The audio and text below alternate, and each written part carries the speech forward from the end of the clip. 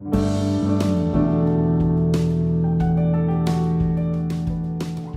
in this tutorial, I'm going to teach you how to do a lazy daisy stitch, which is also known as a detached chain stitch.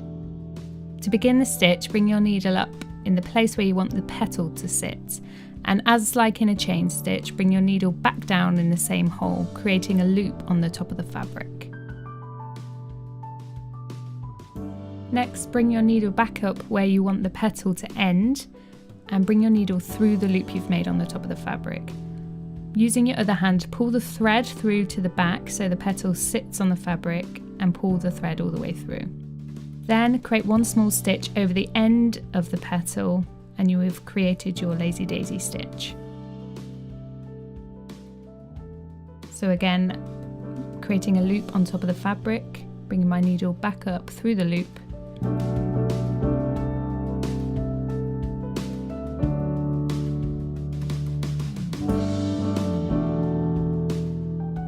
And then creating a stitch over the end of the petal.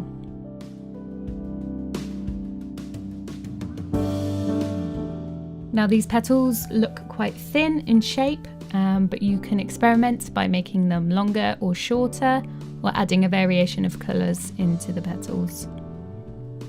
The trick with these is not to pull the fabric too tight because you can distort the shape of the petal if you do that. I'll just do a couple more to show you. I'll do a long one. And if you wanted an open based petal, all you'd need to do is, instead of taking your needle back down in the same hole as you brought it up, just take your needle back down slightly to the side, and that'll give you an open based petal.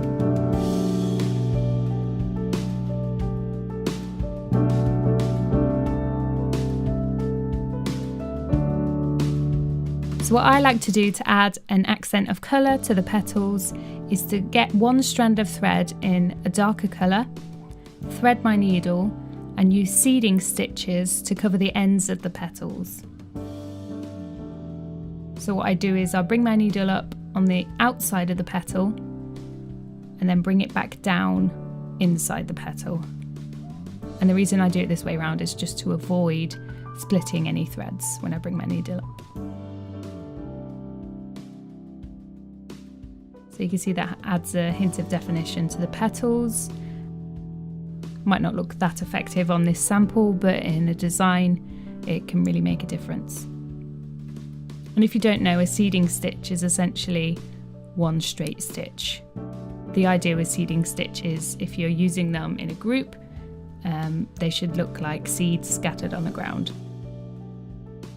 So just random straight stitches, relatively small in length, although that's up to you how you do it.